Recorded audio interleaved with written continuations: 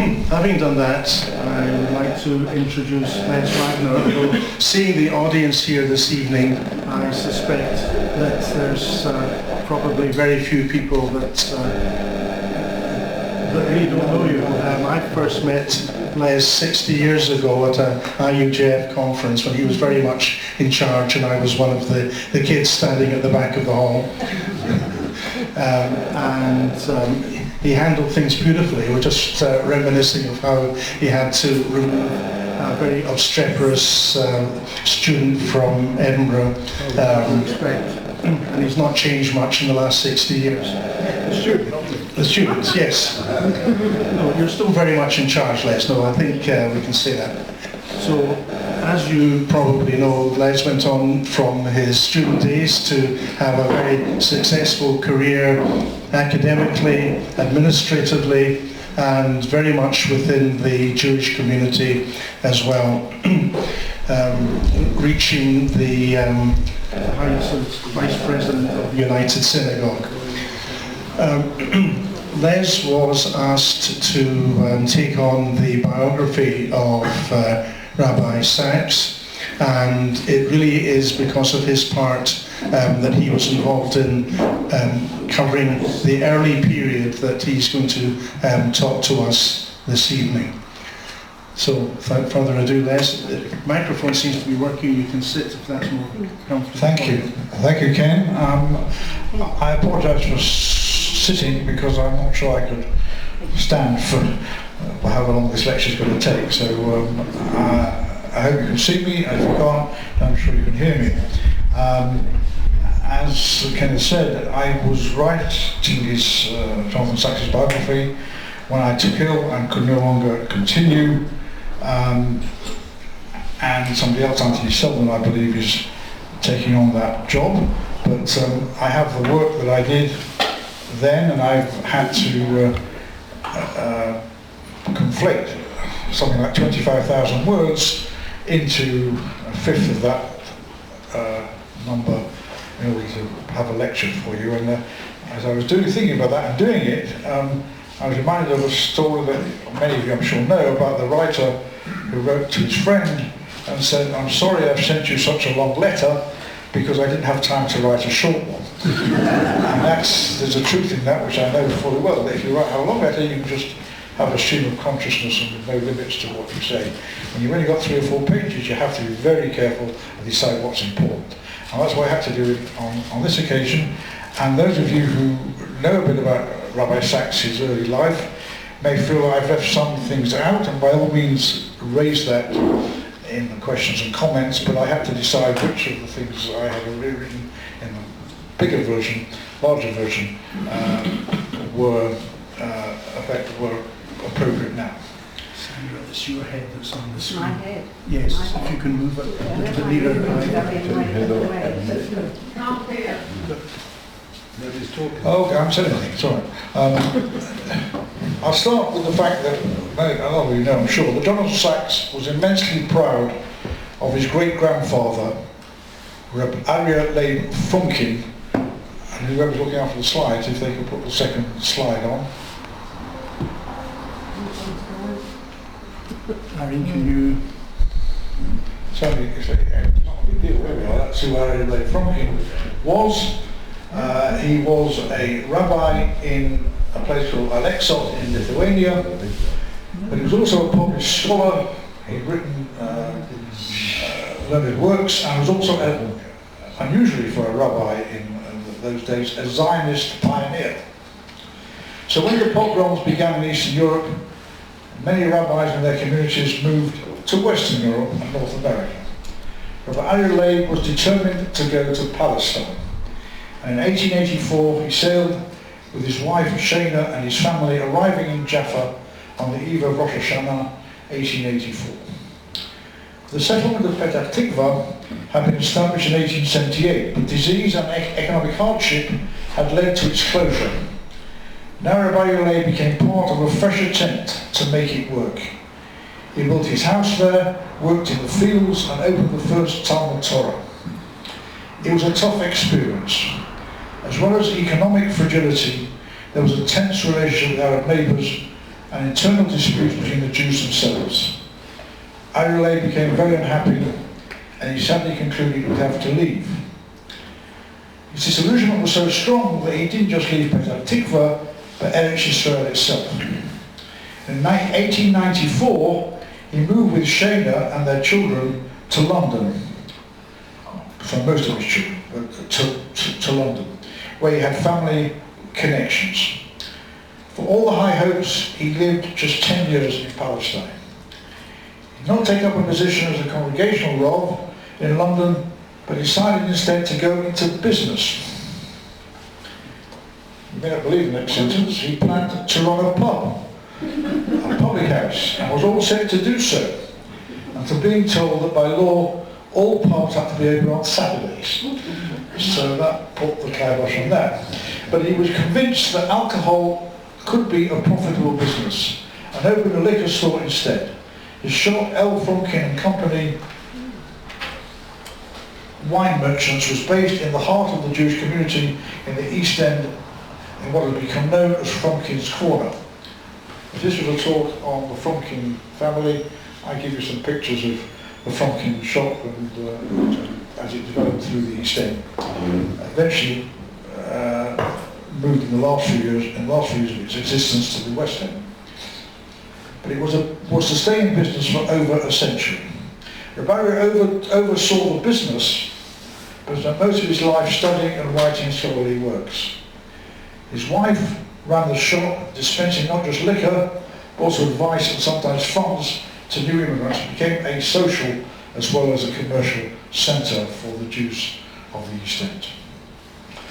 As many of you know, because you're from England, the standard Siddur for the United Synagogue in London in the 20th century was the authorised prayer book, popularly known after the name of its first compiler as Singers.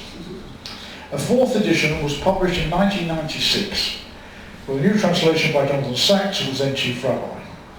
At the beginning of the Siddur, he pays tribute to Arulay Fromkin, and I quote, he, Arulay, discovered in the Bodleian Library in Oxford, he was still a scholar, discovered in the Bodleian Library in Oxford a manuscript of the first ever Siddur by the 9th century sage of Rabbi Wagner.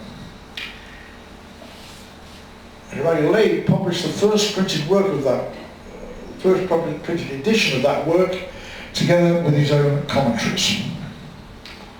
Rabbi and his wife returned to Petah Tikva in 1911 to live out the rest of their lives, and their son Eliyahu, or Elias, together with his wife Rachel, took responsibility for the business which boomed. In 1919, the youngest of their 4 children, Louisa, known as Libby, was born. If we can have this next slide. This is Eliyahu and his family, and the little girl in the middle is Louisa Libby, who became the mother of Jonathan Sachs. There is the link. In the mid-1920s, they moved to a large home in Seven Sisters Road opposite Finsbury Park.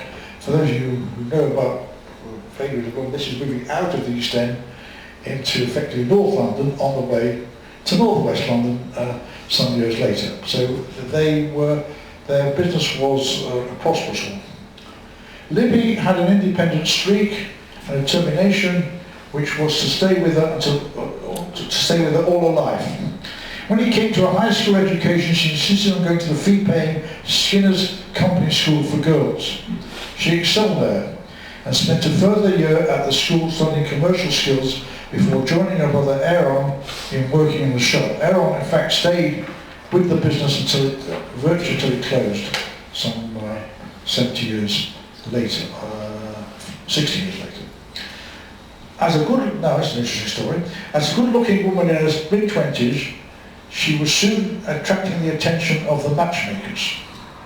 In her memories, which her son Brian recorded, and if you give away my sources, if you Google Brian Sachs, you'll have his website where he has the whole history of the Fromkin family and the Fromkin shop.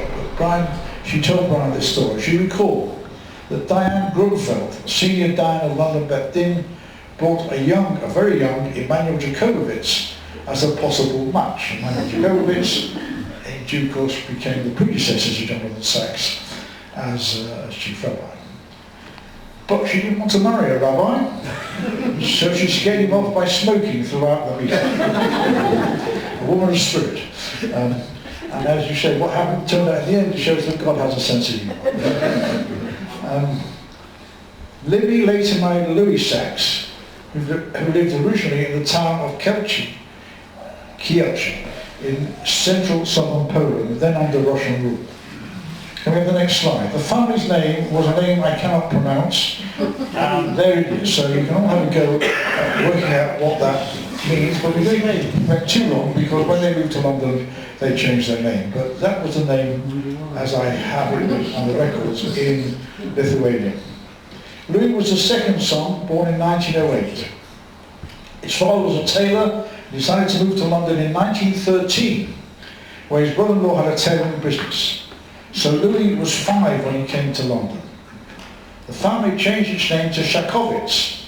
I shouldn't think that was English. It was not, but improvement on what was there. But anyway, they became Shakovitz. But the full Anglicanization to Sachs came some years later during the 1930s. The family lived in Philpott Street in the heart of the East End of London and dabbled at the Philpott Street Federation Shul. When Jonathan Sachs was made a lord, he became Lord Sachs of Aldgate, because that is where the Philpott Street Shul and his family lived. Louis left school in 1922, having had just 9 years of English education. His father had left tailoring and opened a shop selling woolen fabrics for men's suits. Louis joined him in the business after leaving school and eventually took over from his father in running it. Jonathan later referred to it as selling schmatters. He said his father sold schmatters for a living. It was never very prosperous, but it nevertheless earned enough for the family's needs. Despite, or possibly because of his limited formal education, Louis continued learning after his schooling. He attended night classes, was also interested in technical and practical issues, building an early crystal radio. Music remained a passion throughout his life. He had an active social life, and from the photos I've seen, did not seem to lack for female company. With the war over and Louis now 37, his mother, Annie, decided it was time he settled down. Shadchan recommended Libby Frumkin, and early in 1946 the two met. In September of that year, they were married in the Warm Lane Synagogue in Cricklewood, and their first son popped out on the 8th of March 1948. They named him Jonathan Henry Sachs. Libby and Louis spent the early years of their married life in the large Frumkin family home opposite Finsbury Park, and in 1950 joined the exodus of the Jewish community to the northwest London suburbs. Louis was used to going to the Federation Shul, and a new Federation synagogue was being established in Finchley, and Louis was one of those knocking on the doors in search of new members. Jonathan Sachs, however, had few memories of dabbling in the Finchley Shul. He wrote about this in his early experiences in one of his less well-known books, A Community of Faith, in 1995, published on the 125th anniversary of the United Synagogue. He recalled that his grandfather Eliyahu, Libby's father, had his own shul next to his house. He probably built it or bought the house next to his own shul, next to his house as a person of needs, and created his own shul. And Jonathan visited with his family on Chagim and occasionally over Shabbat. Quote from Jonathan: "It was there that I developed a taste that has never diminished for small houses of prayer, in which physical proximity seemed to create a mood of spiritual intimacy, a kind of closeness to God that made prayer natural and unenforced. Elsewhere he wrote lovingly about being lifted to put the Rimonim on the Sefer Torah." A major reason why Jonathan had few members of the Finchley Federation Shul is his father, despite having raised funds for it, rarely davened there. Here's an old story. He didn't like or trust the people running it, therefore didn't want to daven there. Jonathan often said, I'm sure those who followed his life have heard him say this on occasions, that his father would be willing to lose a friend for the sake of a principle, and his mother spent her time running around regaining the friends his father had discarded. So Louis' father had a principle, and therefore he said he wasn't going to daven in the shul, at least on Shabbat morning. I'm sure that Friday night or Shabbat Mincha was different. But where were they to pray?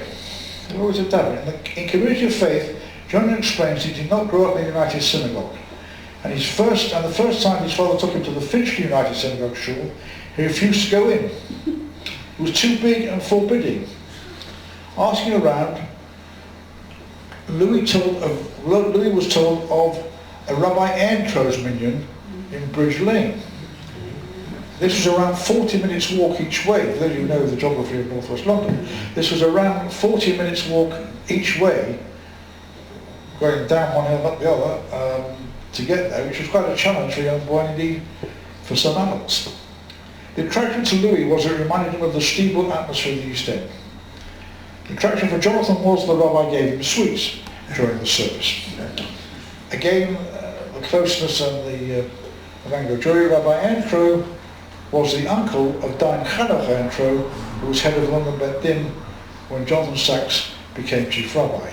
And the minyan in due course became the well-known Bridge Lane Beit HaMedrash. While Jonathan's three brothers never prayed at Finchley United Shul, they went to the Cheder there on Sundays and weekday evenings. Jonathan is remembered as a serious student, and for many years he was a prize winner. And until a few years ago, the prize winner boards were up in the classrooms of the Finchley United Synagogue Shul, and there was Jonathan's name. In his teenage years, he went to Bnei Akiva, where his madrich was Lionel Rosenfeld, who later became a colleague and close friend at Marlborough Synagogue and the Shabbaton Choir. Jonathan attended the local primary school St Mary's, like most other Jewish children in the area. Apart from the strictly Orthodox schools, there were very few other local Jewish schools at that time. In the event, his parents, one an immigrant and the other the daughter of immigrants, were determined to ensure that he had a good secular education. As you know, for secondary higher school entrance, pupils in those days took an exam called the 11+, which determined the academic level of school you could attend.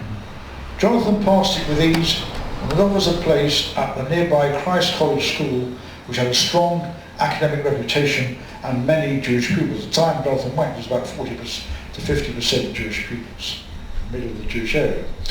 The name Christ College caused him some difficulties in his later career. None more so than when he appeared on the famous BBC radio programme Desert Island Disc in 1990, after being appointed chief rabbi, before he'd taken up the position. Presenter Sue Lawley, in introducing him, said he was educated at Christ Church College.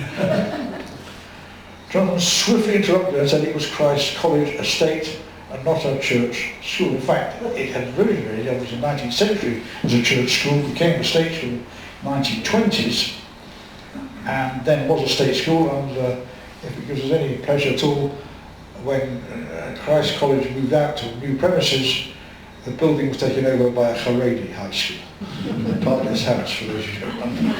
I'm not sure it's still there, but it did that. He was an earnest and serious pupil, taking his first steps in argument through the school debating society, as a senior pupil taking the Jewish assembly at the school, and impressing his teachers with his intellect and inquiring mind. On his leaving, the head teacher told him that he was, quote, the most intelligent person I've had the privilege of teaching. Quite an accolade. Jonathan duly passed his university entrance exams and was accepted by Gonville and Keyes College at Cambridge. For his parents, and Louis especially, this was a moment of great pride as he reflected on his own limited education. Jonathan often told the story of his asking his father questions which his father couldn't answer. Louis would reply, I don't know the answer, because I had so little education. But one day you will know the answers, and then you can tell me. Jonathan saw it as empowering him, and one can imagine Louis being so proud of his son's subsequent achievements. Louis and Libby had 4 children, all boys, at more or less 4 yearly intervals. Jonathan was the big brother they looked up to, whose achievements set the standard. In due course, remarkably, all 4 sons went to St Mary's Primary School, Christ College, and Gonville and Keyes College, Cambridge. Jonathan went up to Cambridge in 1966 and threw himself into university life. He studies focus on economics and philosophy, particularly moral philosophy. He also spent a good deal of time honing his debating skills in the Cambridge Union and participating in the activities of the Jewish Student Society.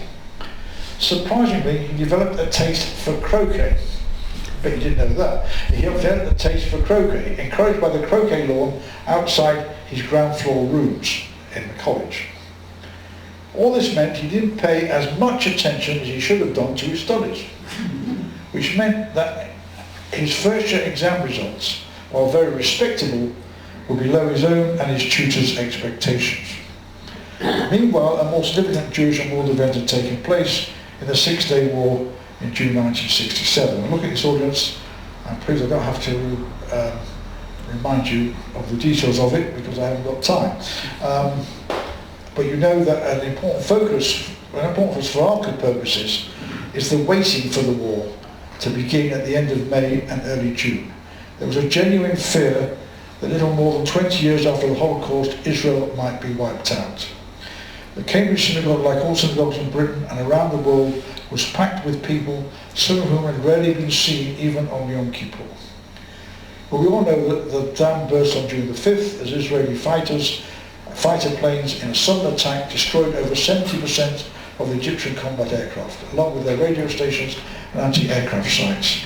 The Six-Day War was effectively won on the first 3 hours of that Monday morning. When the final victory came after 6 days, the relief and exhilaration among Israelis and world Jewry was total. For Jonathan Sacks, the reaction to the threat to Israel made him think maybe for the first time about the meaning of Jewish identity. He discussed issues with colleagues at Cambridge, read many articles, particularly Commentary, the American Jewish magazine.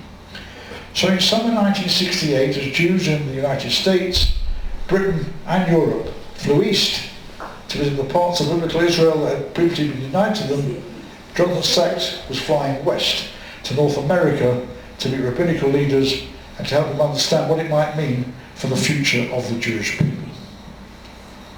Many Jews who have not followed Jonathan Sacks' career closely assume that he met there the Lubavitcher Rebbe who told him that he should become a rabbi and a communal leader.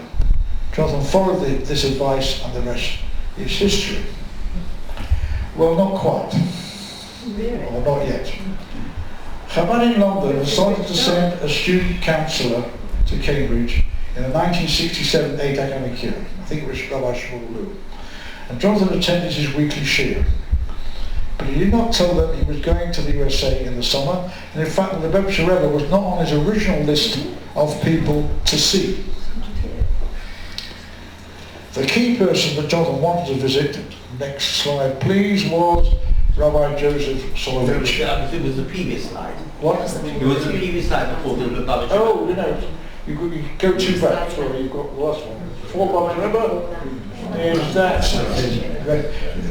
Most of you recognise the picture anyway.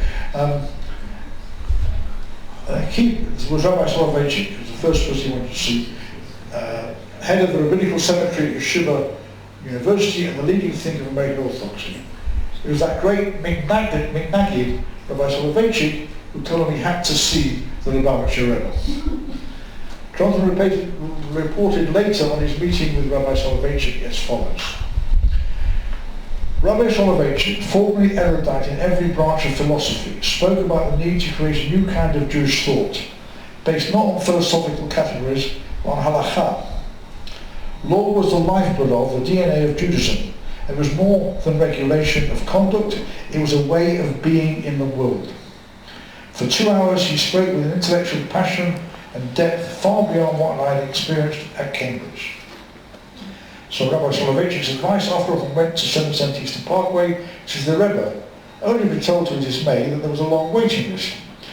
He gave them the phone number of his aunt in Los Angeles and took a Greyhound bus across the USA to stay with them.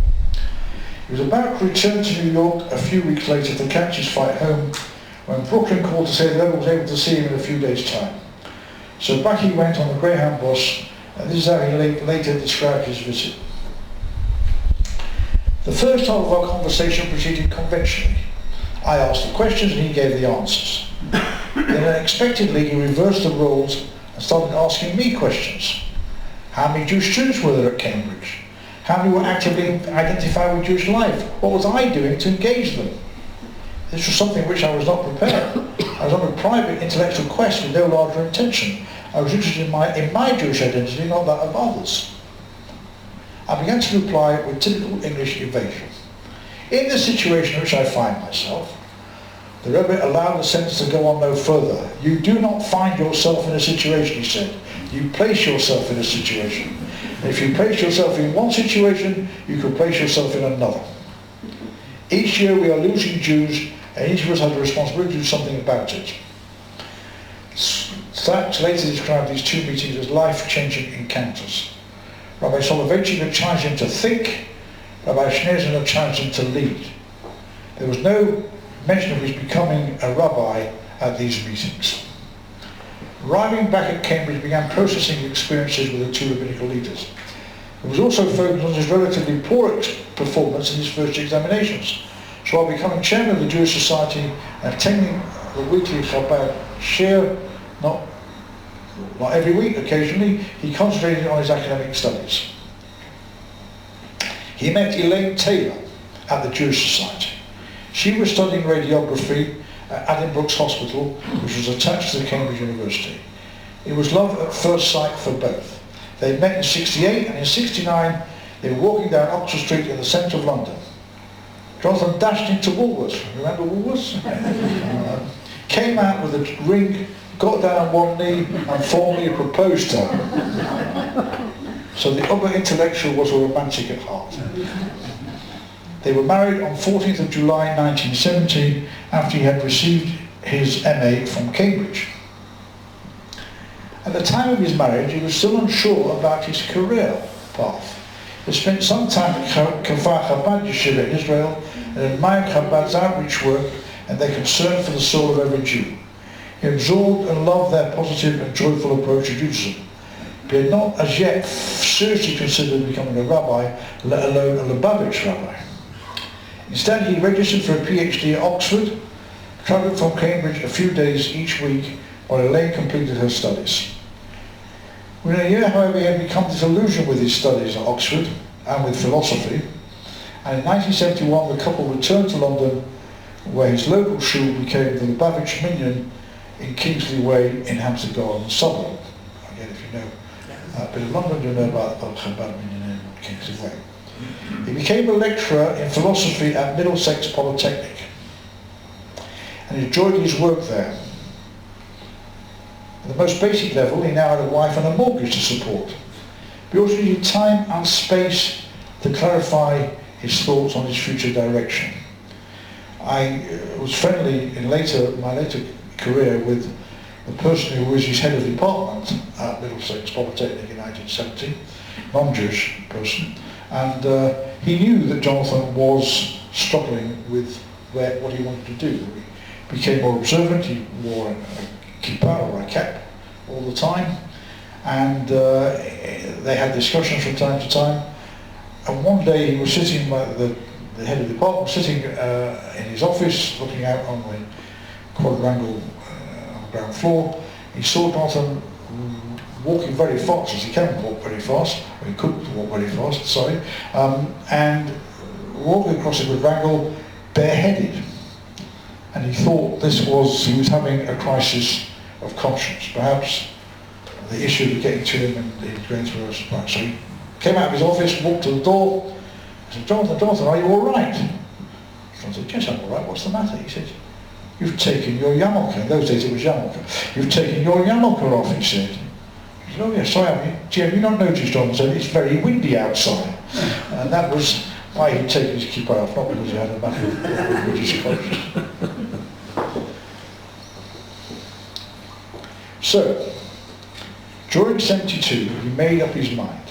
He was going to become a rabbi, but not a Lubavitch one. He consulted the Lubavitch Rebbe, who supported his decision. But the major factor in this was the appointment of Rabbi Professor Victor Rabbi Professor Nachum Rabinovich as the new principal of Jews College. Rabinovich was a community rabbi in Toronto and a lecturer in mathematics at Toronto University, and already had a strong reputation as an innovative posek. He was exactly the role model Jonathan Sachs was searching for. Rabinovich died just 6 months before Jonathan Sachs, and in his tribute to him, Jonathan said he was the greatest teacher of his generation. Some accolade coming from Jonathan Sachs. His own tribute to Jonathan Sachs, when he stepped down as chief rabbi in 2013, Rabinovich said that he, Jonathan Sachs, ranked with the greatest teachers of Torah. They were soulmates and inspired each other, and his 10 years or so of learning with Nachum Rabinovich, I believe, provided him with the depth and spread of Jewish knowledge that was to be displayed in his future work. Interesting enough, at this time, Jonathan had an article published in Tradition, the foremost academic journal of modern Orthodox thought, in the winter 1973 edition. It came out of Yeshiva University. His article was a critique of Soloveitchik's book on the lonely man of faith. It is remarkable that it was accepted for publication. How did Jonathan Sachs, with just a first degree in philosophy and no other published work, have his article accepted by the world's leading academic journal in modern Orthodox thought? I don't know the answer, but I surmise that it can only have been through Rabinovich's influence and the fact that it was an outstanding piece of work. But even if it was an outstanding piece of work, to get the editors of Tradition to read a 30-page article by an unknown rabbi in Britain required a hechsher from someone, and I clearly believe it came from Rabinovich. Through the next few years, Jonathan studied for Samicha at Jewish College in Shiva Eitz Chaim in London. Rabinovich also appointed him as a lecturer in Jewish philosophy. So he was both a student at Jewish College at that time and a lecturer at Jewish College. He spoke at some pulpits in northwest London as a student rabbi and began to create a stir. Obtaining Samicha in 1977, he found it difficult at first to find a suitable community. His intellectual brilliance was now more widely known, but so were some of his challenges to current practices. But eventually he was appointed to the plum post of Rabbi of Golders Green Synagogue. By 1977, Golders Green had declined from its peak, but maintained a sizable membership, including notable figures in Anglo Jewry like Diane Morris Swift of London Beth Din and Nat Rubin, Secretary of the United Synagogue and the employer of all the rabbis. Undaunted, Jonathan wowed the congregation with his strong pleas for change. Once when he was absent, Diane Swift gave the sermon and criticised some of his ideas. I believe, though I cannot verify this, Jonathan turned up at Shisudah Shishit and was told that this is what Diane Swift had said and promptly gave a rejoinder to him in the cheer he gave at Shisudah Shishit. On another occasion, Jonathan gave a sermon criticising the way the United Synagogue treated its rabbis, and Nat Rubin walked out. Not a good career. But he created the 3 Gs, a young marriage group, to discuss ways in which National Orthodoxy could be made more attractive. His one major handicap was he had no small talk and was hopeless in social situations. And somebody put it, great in the pulpit, but useless at the Kiddush. One person who took an interest in him was Stanley Carnes, who left school at 15, went to college school some 50 years ahead of Jonathan, and went to work, well done, thank you, in his father's camera shop in Edgware. Over a period of 20 years, he developed the business into a public company that expanded its range to include electrical and electronic products, established outlets across high streets throughout the UK. Stanley began to take an interest in Jewish community life, and though not particularly observant, had become an honorary officer at Stanmore Synagogue. He heard about this young rabbi making waves in Golders Green and invited him round for a chat to his home in Stanmore. Having left school at 15, Stanley did not have an organised mind, but he had a very fertile mind, and Jonathan's ideas stimulated him. They met regularly. By the middle of 1980, Stanley had become associated with attempts to resuscitate Jewish College, which despite Nachum Rabinovich's best efforts had fallen hard times. Stanley saw hope in bringing Jonathan into the college on a part-time basis. Some delicate negotiations were required by Golders Green, and in 1981, Jonathan began teaching part-time at the college. Jewish college problems continued. Its rabbinical program no longer attracted sufficient students, as they preferred the new Israeli yeshivot of, for example, Liechtenstein and Brovardon. Its finances were also in dire straits, and he decided to sell its prime central London site and move to northwest London suburbs.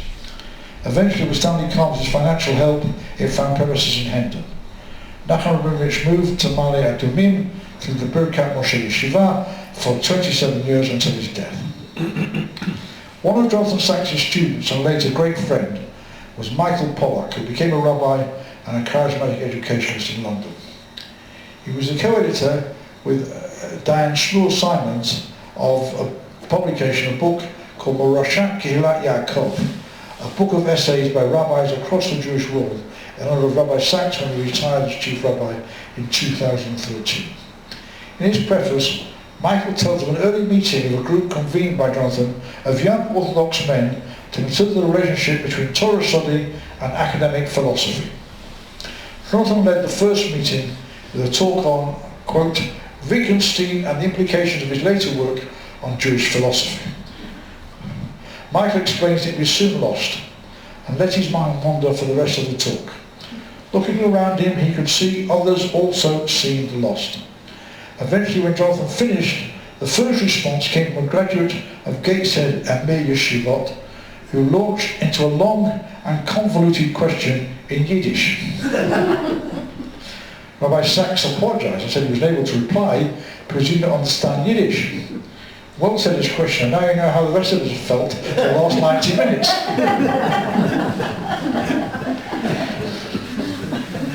So Michael Pollack's introduction to the book. Michael commented, though, never again did I ever hear Rabbi Sachs take an audience for granted. Every lecture, every share was perfectly crafted for the moment, exquisitely constructed to achieve clarity and resonance, and entirely relevant to the audience before him.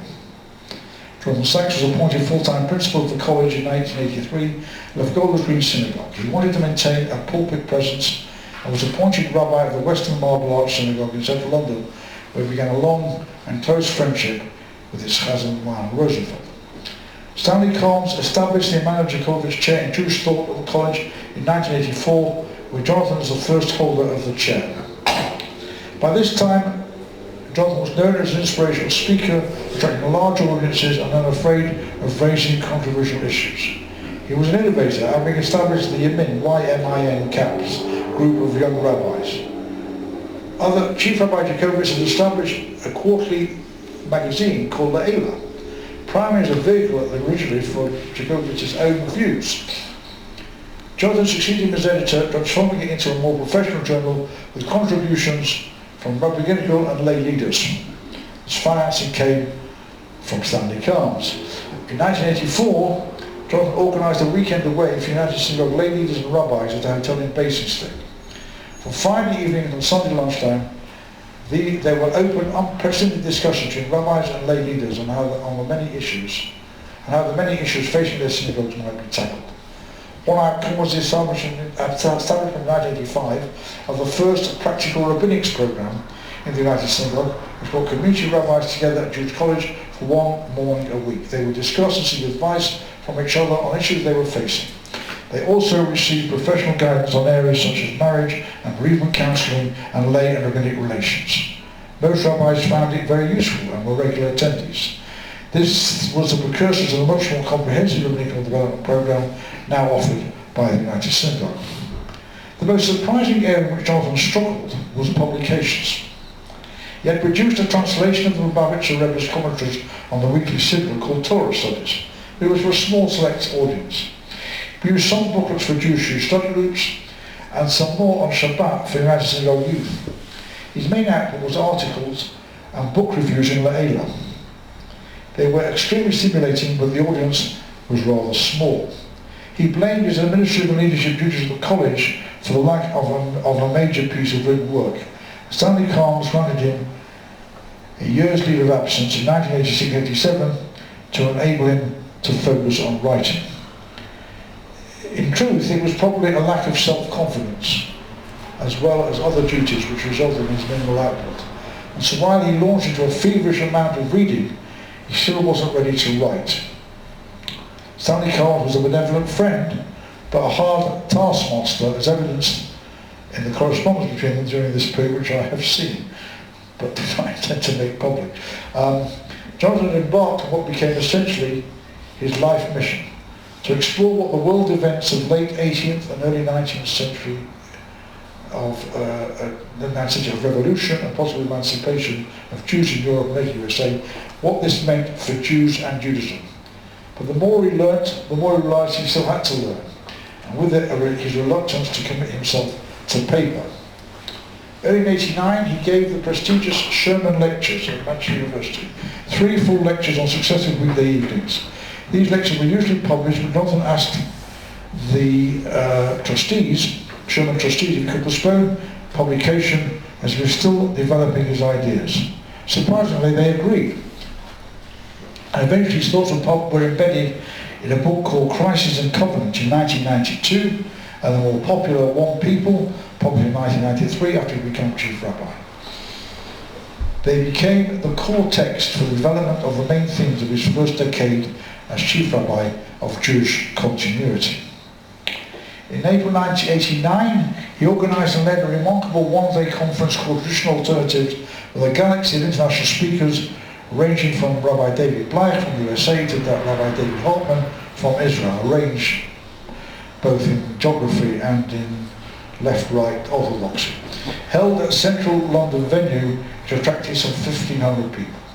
Jonathan's opening address challenged the audience to consider whether orthodoxy sees itself threatened by assimilation and secularization, and if so, whether it will retreat further into its protected enclaves or rise to lead the Jewish world. It was also as close to a manifesto that he could have delivered, given that the process for the election of a new chief rabbi was due to begin in the autumn. The conference was of course funded by Stanley Cards. And so in the autumn of '89, the starting gun for the appointment of the successor to Lord Jacobs was fired by Sidney Frosch, the president of the United Synagogue. Not the place or the time to go into all the constitutional procedures. The key element was that a sifting committee of 7 people were authorised to conduct the process and make a recommendation. 3 of the 7 members were ex officio, being the president of the United Synagogue, the immediate past president, and the treasurer. Sidney Frosch was given the authority to appoint the remaining 4 members. His confidence having been dented by his inability to produce a major publication, Jonathan was genuinely unsure whether he should let his name go forward. Among those he asked was the Lubavitcher Rebbe, and he did so by sending him a note which said, "Should I?" The Rebbe was experienced in the language of copy editing and printing, and used a simple technique of inverting the 2 words, as you would if you were copy editing a text, to change "should I" into become "I should." I have to now introduce a personal note because, and I kind of worried without letting you know about the election of appointment of Jonathan Sachs. I was invited by Sidney Frosch to be a member of the sifting committee. I was genuinely surprised because I had responded to his invitation to all members of the United Synod Council. I was a member of the United Synod Council at that time, and all members were invited to nominate anyone they wished to be considered. I had nominated Jonathan Sachs. I reminded Sidney Frosch of this, and responded that he expected that all the co-opting members were likely to have nominated someone, and was sure I would carry out my duties fairly and objectively. He also told me, to my surprise, that he felt I could represent the younger members of the United Synagogue. I was 46 at the time, with a son starting at university. I thought this was a bit odd. Then, on reflection and thinking of the age profile of the United Synagogue members, I concluded, sadly, that Sidney was right. I did represent the younger members of the United Synagogue. I do not intend to divulge any confidential information about the process, except to say, again adding a personal note, on the basis of my experience in public life, where I've been involved in senior appointments at universities and other public bodies, the chief rabbi appointment process was conducted by the sifting committee according to the highest standards. There might have been gossiping and politicking going on outside our meetings, but not inside. Stanley Carnes confirmed to me later that he did no canvassing for Jonathan Sachs. Cyril Harris had a formidable CV. Long-listed candidates were given an hour-long interview, after which it was clear that we had two outstanding candidates to be shortlisted. One was Rabbi Saul Harris, Chief Rabbi of South Africa. The other was Jonathan Sacks. Harris had a formidable CV. Scottish-born, his career developed within the United Synagogue. The rapidly growing Kenton Synagogue, and then on to Edgware with one of the largest memberships, and finally in his last post in the UK at the prestigious St John's Wood Synagogue, where the chief rabbi davened. He had also been director of the UK Hillel Foundation. In 1987, Harris had been appointed chief rabbi of South Africa and conducted himself well in positioning his community as apartheid began to disintegrate. Harris was a seasoned, effective rabbi who knew how to choose his members, had a good sense of humour, was socially adept and had sermons for every occasion. He would not let the community down. Conversely, he wrote little, and his work and his talks were neither original nor memorable in the views of other observers. Rabbi Sacks was almost the antithesis of Harris. He came to the rabbinate after studying philosophy at Cambridge. After his change of direction in the 1970s, he made it ground fast. Nevertheless, the chief rabbi appointment arrived little more than a decade after his first rabbinical post in 1977. As we have seen, when the appointment process started, he had published little of note. When he spoke, whether in sermons or lectures, people flocked to hear him and to hang on every word. He presented orthodoxy in a new tone of voice and with surprising optimism. He made his audience think, but he did not yet have the social confidence to match his intellectual confidence. As one seasoned observer noted, he seemed far more at home among his books than among his members. This ability to put people at ease was to develop over time into one of his greatest assets. But in 1989, it was in the negative column. In reality, the sifting committee was not choosing, well, it was choosing Cecil Harris and Jonathan Sacks, but much more was deciding what sort of chief rabbi the community needed as a new millennium dawned. It's too simplistic to offer the choice between continuity and change, although that was part of it. But also about record versus potential, and reasonable certainty against reasonable uncertainty. Each of the candidates had a 3-hour interview with the sifting committee, which every aspect of their career, personality, views and character was subject to detailed investigation. It was an exhausting experience both for the candidates and the committee. The candidates also met with Diana Din, representatives of the Chief of the United Synagogue Women's Organisations, and also the US Rabbinate, who reported to the committee their views and strengths and weaknesses of each candidate. The committee had a free-ranging discussion. Cecilia Foch called the meeting to order and asked each member to in turn to indicate if they had a favourite candidate, and if so, why. It was a solemn moment, and every member except Foch contributed. It was clear that a strong majority favoured Sacks. Foch then took a formal vote and announced the universal recommendation of Jonathan Sacks. And so finally, he repeats now, finally looking back over 20 years or so years, we can identify 4 people who were most influential in making Rabbi Sacks chief rabbi. And we'll put the pictures on again, but there is first Rabbi Soloveitchik. It was the main reason that Sacks went on his journey to the USA in 1968. That first meeting made a deep impression on him, as perhaps for the first time he met someone who lived both in the secular and Jewish intellectual world who might be his role model. I have no evidence that he conducted a continuing dialogue with Soloveitchik as he did with the Lubavitcher Rebbe, but that first meeting was constantly in his mind. The second person was of course the Rebbe himself. But Jonathan was careful to choose to choose which aspects of Chabad he followed enthusiastically. There was his outreach work and its non-judgmental attitude to each Jew. He supported the joy and music in their prayer. But he rarely publicly, as far as I know, discussed their theology as expression of Tanya and their focus on the Mashiach. And he did not follow the rabbi's intervention in Israeli politics in opposing the giving up of any land. The third person was Rabbi Nachum Rabinovich. Like Soloveitchik, a polymath who was his teacher for 10 years, who taught him almost everything he knew about advanced rabbinics. But as with the Rebbe, he did not follow the military's campaigning for the retention of all conquered land. And finally there was Stanley Carnes, his mentor and a hard taskmaster. Stanley's approach was that of a marketing man who knew that if the product was no good, marketing could only do so much. Stanley knew that in this case the product was good, and a good marketing might make it the difference between success and failure. And he provided him with the resources to make his case. So 4 men, but also let's remember 1 woman, his wife Elaine. Her role was to be more important if still behind the scenes when he became chief rabbi. But in this first stage of his career, she was vital in bringing up their 3 children and being quietly insistent that he look out for himself. On more than one occasion, she phoned up Stanley Carnes' house. There were no mobile phones in those days. Phoned up Stanley Carnes' house to tell Jonathan it was time to come home. For the final word, let's go back to Desert Island Dish in 1990. Those who are in Britain will know this, I think, I'll be reminded of it. The guest on Desert Island Dish chooses 8 records to accompany them on the island, and has to decide which they would take if they only take one. Jonathan's record included Beethoven, Mozart, Mahler, Shlomo Karlbach and Naftali Hirschtig.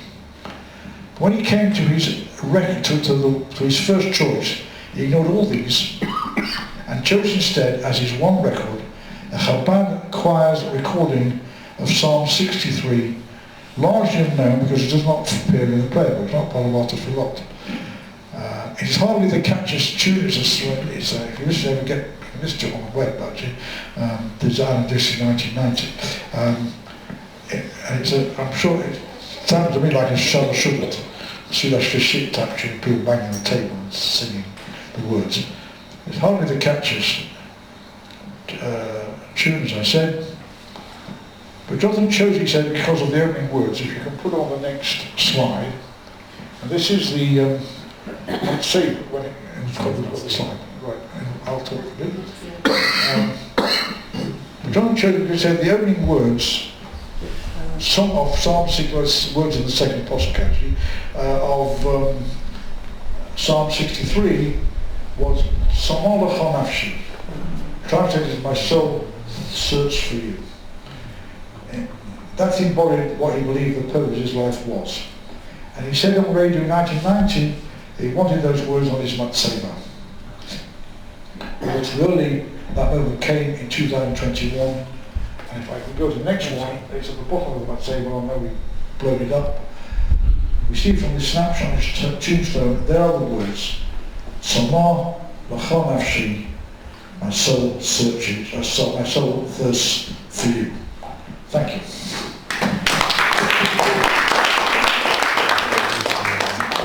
You can have some lights, David, Sharon. Well, that was certainly a very comprehensive lesson. I'm sure that many people here will remember some of the incidents and some of the places that you've talked about, will bring back some interesting memories. Well, let's the audience, any questions, comments? Yeah, I read a book by Yankee Fakler about the place that I was born in, Letchworth. And in that book, he says that regularly Jonathan Sacks, when he was in Cambridge, would come and spend a Shabbat there in Letchworth. What influence did Letchworth in those days have, and who were influencing him? I hadn't picked that up in any of the sources I'd read, so thank you for that. My answer was, it depends when he went. Because I think the major influence on him was, as I pointed out, the trip to the United States, and his reflection on that, though it didn't immediately, it made him think about his life's course, and eventually when he became disillusioned, particularly with moral philosophy, which was his chosen subject at Cambridge, and gave up his PhD at the time. He got a PhD 10 years later from King's College, London. That's when he began to make his choices. So I don't know whether Letchworth was before then, during then, or after then, because I don't know what I think. Well, I can understand if Letchworth was the nearest place to Cambridge for some Yiddish atmosphere more than Cambridge, he would, as he was developing his. But he left Cambridge. I have to say left. So the answer must be he left Cambridge in 1971. So if he was going to Letchworth then, it would have been in between 66 when he went up as a student and 71. And I suppose you can put Letchworth into the pot, so to speak, as part of the things. But I would not. I know that Rabbi Letchworth was a charismatic person, but I suspect not on the level of which. I think Yankee left in 71 or 72. Well, that's when Jonathan Sachs left. He went back to London. He went to London. So it was in the during the 60s. Yes, yes. I remember Aviva Zornberg Gottlieb doing the same thing, coming to Letchworth and talking about it and saying that she was writing a biblical commentary. She could just go around the corner and see the Sassoon Tanakh, so a great place to be. Yes, Hannah. Was R.L.A. Frunking related to the Frunking here who set up a newspaper in Bet Frunking where the Knesset met? I don't know. To be honest, I was told by Jonathan Sachs's cousin that was not, there was a different family. Not exactly.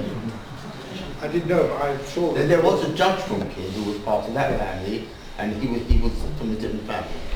As I say, my focus is on Jonathan Sachs, not on the Frunking family. There's background to my understanding Jonathan Sachs. And the Frunkin line, the dynasty, goes back a long way into when I was doing some sort of family research and being thrilled that I got back as far as great-grandparents. Josh, her son-in-law, said, this is a Frunkin one, and went back about 1,000 years, so I kept my mouth shut after that. Couldn't match that. You mentioned that Jonathan was something of a fan of Shlomo Kalbach. You mentioned it. No, he chose a tune for Desert. No, it wasn't. It was a Chabad tune he sang. He chose. Yeah. It's in fact. Can you give him the microphone? We can't hear. Yes. Sorry. Kalbach was one of the records he chose as one of his 8 records. I got it in my files as to what the list of 8 records were, but I haven't got it with me here, so I don't know whether he was particularly a fan of. I mean, obviously he was a fan of Shlomo Kalbach, but mostly he was a fan of Neftali Hirschtig as well, because he chose one of his cantoral pieces. So I don't know. But you never, when he spoke in shul, you never expressed any opinions about Kalbach, as did some people. Well, Jonathan, I think we're going on now when he became chief rabbi, and so when he was careful what opinions he expressed about anybody, because he was chief rabbi and not Jonathan Sachs. Okay, well, I think you've comprehensively covered the grounds. Yeah, absolutely. And I'm going to ask Mayor Salasnik to close a vote of thanks. Ladies and gentlemen, it's not the first time that Kenneth has asked me to give a vote of thanks. I was, however, a little bit worried, given that he happens to share a few of the grandchildren with Jonathan Sachs. I'm also a little bit worried because... If you stand over there, sorry, because although I'm not worried by whatever Jonathan Sachs hears me say, he had 3 bosses, one of whom is sitting here, her name is Simmer. There's a second boss who, thanks to Les Glassman, will be able to watch this on YouTube, and her name is Elaine. But I'm even more worried about the third boss, whose name is Libby, because I know that he listened to Libby, and I'll tell you how I know. He developed this habit, which he, interestingly, actually probably learned from the Rabbi Rebbe, of having a letter to every Chatan and Kala, which in many shuls the Rabbi just handed it to the Chatan and Kala. In my case, I would actually read it out. And then there came a wedding where Libby Sachs was present because she was a friend of the grandmother of the bride. So I went over to her and said, would you be willing to read this letter instead of me, as it's your son who wrote it? And she said no, and then she thought about it and came back to me and said, yes, I'll read it. And she looked at it, and I said to her, notice he puts his name before Elaine. We said, that's because he knows nothing about girls, he's only a bad buzz. A month later, the letters from the chief rabbi came with a different format, Elaine and I. I have no doubt that after that wedding, she phoned him up, told him off, and immediately he obeyed her, and as I said, within a month, it was Elaine and I.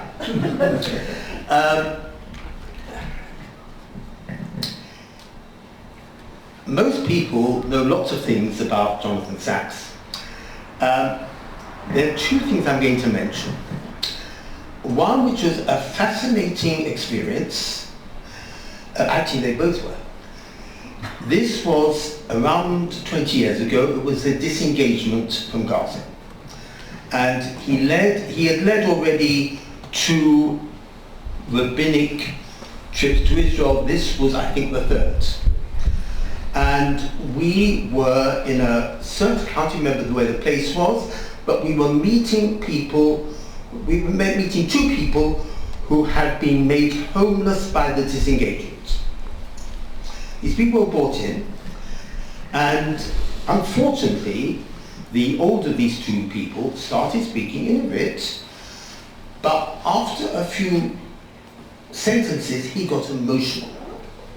And getting emotional, he started cursing the then Prime Minister of Israel, who had not yet had his stroke.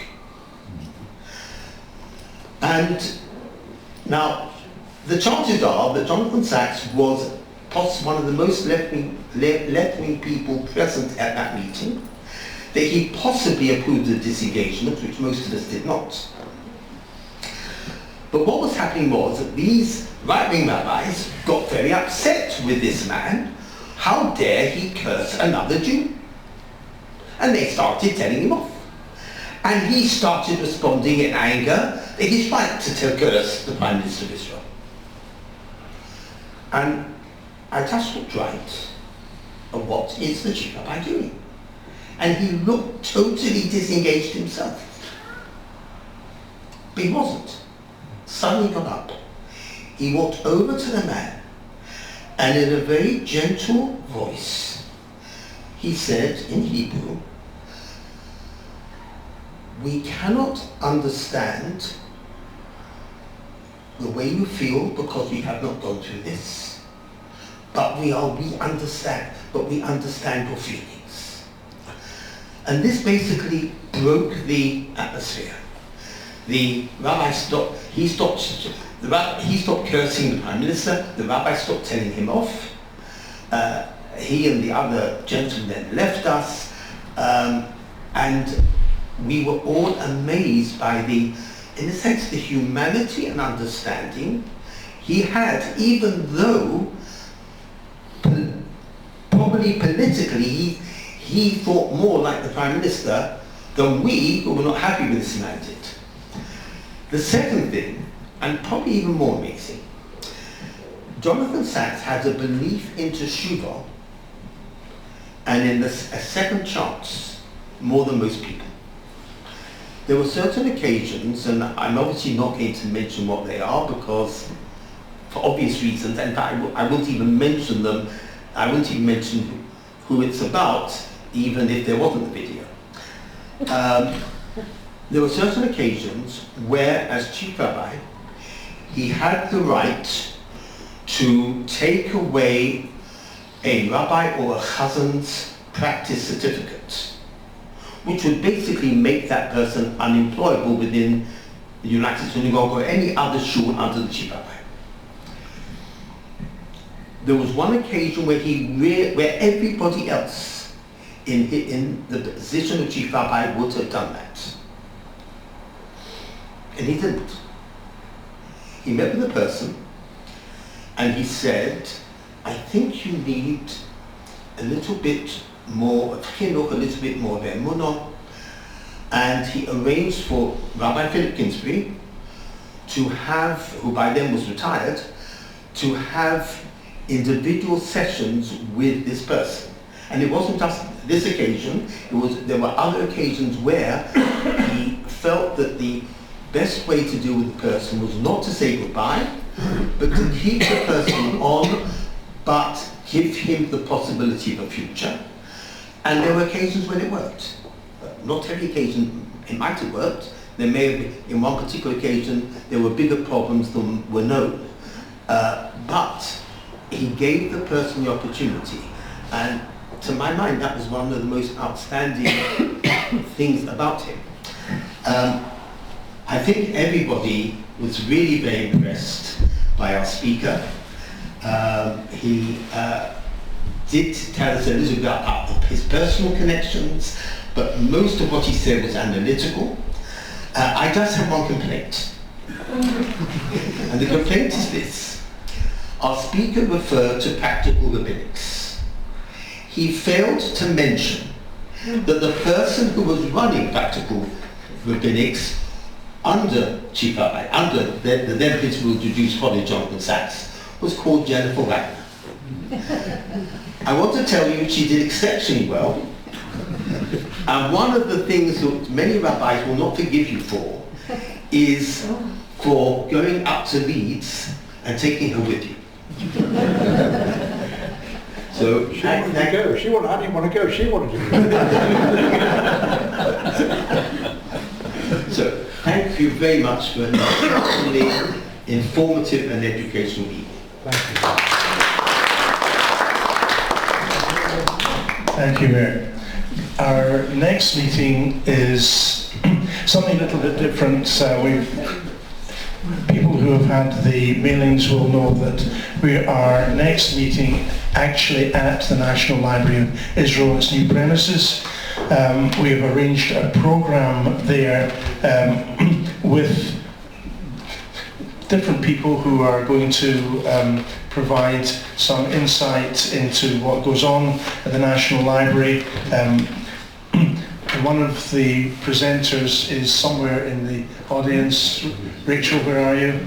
Yes, we're there. And we'll be sending details of... It's quite a complex afternoon because some things are in one part of the library, some things are at another part. We'll have access to the special collections room and you'll be able to see what's been done after the first year of cataloguing of the tax legacy material. But there will also be the opportunity of hearing Daniel Lipson talking about an aspect of British Jewish history with a little bit of a puzzle involved in it, and I'm sure we'll find it interesting. There'll be no charge for this meeting, but because the library has to have some security, we need to know who is coming. There's a limit to the number of people that can be accommodated, particularly for the visit to the special collections room. So if you are interested, please do speak to Sharon this evening. There are still some places available. When is it? It is on the 10th of November. In the afternoon, yes. Starting time. So the people will have to be there by 3:30 because the meeting room is not in the open area where the public can gather. So a staff member would have to take people from the entrance hall into the area where the meeting is. So it's all a little bit complicated, but detailed instructions will be given in advance. I don't know, Rachel, if you want to add anything. No, that's fine. So it should be a very interesting visit. Okay, so there we are. The urns still on if anybody wants to drink before they leave. Very well.